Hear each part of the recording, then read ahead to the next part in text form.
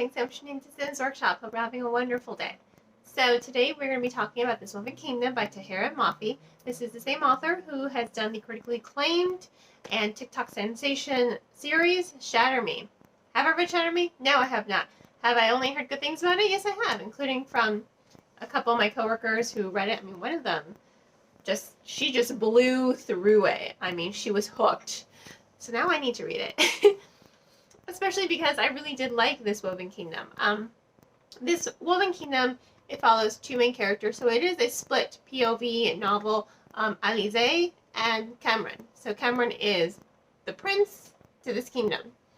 Alize is the long-lost Jinn queen. She's been on the run, kind of. Everyone thinks she's dead. You know, Cameron's grandfather, who tried to have her assassinated when she was younger, everyone's convinced she's dead.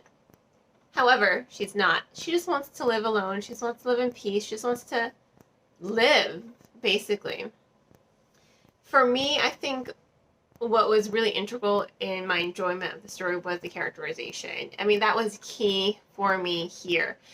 The storytelling was really good. I did like the pacing. I didn't mind the slow burn romance. In fact, because I wasn't so invested in who these characters were, I actually appreciated that slow burn romance even more. Again, not a huge romance person. You guys know this. So when I tell you I was invested in it, it was because of the characterization.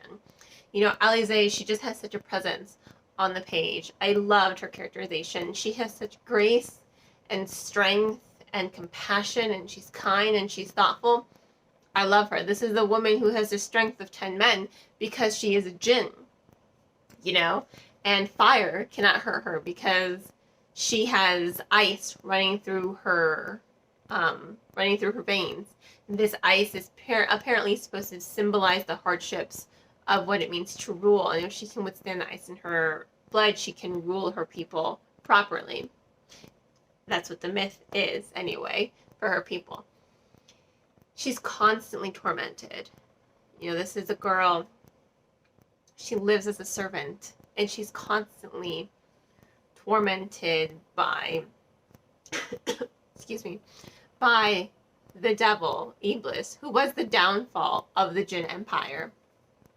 And she's tormented by this ice in her blood because she can never really get warm. She never stays warm. It's constantly there, constantly freezing her. So she just lives as a servant, you know, taking the abuses because she keeps her head down. She does her job to the best of her ability so that she can keep her job as a servant. She just wants to go through life quietly. And yet there are two scenes where she's attacked. One by a starving boy, and the compassion she offers him. Like, this boy attacks her, and she disarms him with nothing but a small nick on her neck. She disarms him, almost kills him, but her compassion outweighs her. So she gives him another life, another opportunity. And that really affects this boy, Omid, who becomes a really central character in the book later on. And then one night when she's walking home in this windstorm, or a snowstorm, you know, think about it, she's cold on the inside and then she's getting battered by this snowstorm that's freezing her on the outside. I mean, she is in pain. She's attacked by, was it 3 or 5 assassins who discovered she was alive? Doesn't matter. The fact is, she disarms them, but after she offers them the chance to turn around and walk away, just her voice, the tone, the gracefulness that she carries, it just heightens her strength as a character. You know, it gives her such a strong presence on the page. And she disarms them. And she takes them down with nothing but a needle and sewing scissors. These men. I mean, that was a spectacular scene. And she does it effortlessly, too.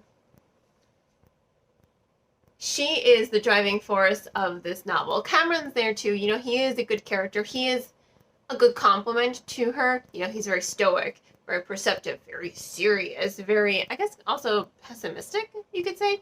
He doesn't think as a royal, you know, he thinks more as a soldier going to war. That's how he sees things. That's how he perceives things. And I think they both, every time they meet, they both allow the other person to feel something and to grow as a character. You know, he encourages her to stand up for what's right and stand up to the devil.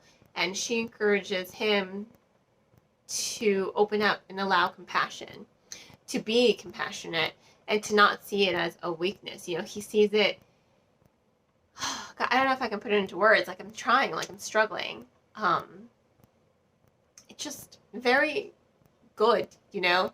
Their presence on the page resonates, and it's captivating. It captivated me. I mean, Alize is so formidable, and she doesn't really say a lot, but it's her presence, her tone, just her internal narrative of all of her struggles, and then just the way she carries herself with this air of, I guess, royalty, this air of royalty, but she doesn't let it blind her, you know. Cameron takes it, you know, takes advantage of it. He's very arrogant, but she doesn't, because she has had to face so many hardships and is constantly dealing with these hardships day after day after day. So, again, really well written story, but it's really those characters that hook you and make the story so engaging. So I'm going to go ahead and give it 4 out of 5 stars. Really looking forward to the sequel, These Infinite Threads. I cannot wait to see where the story is going to take me. If you want to go ahead and purchase the book, I will include links on where to purchase in the description below. And on that note, I hope you all will continue to support me here by liking this video, subscribing to my channel, and sharing it with all your book loving friends. You can also become a supporter on Buy Me Coffee, Ko-fi, Patreon, by purchasing one of my handmade candles, or by following any of my social media platforms. I hope you all have a wonderful rest of your day, and as always, happy reading!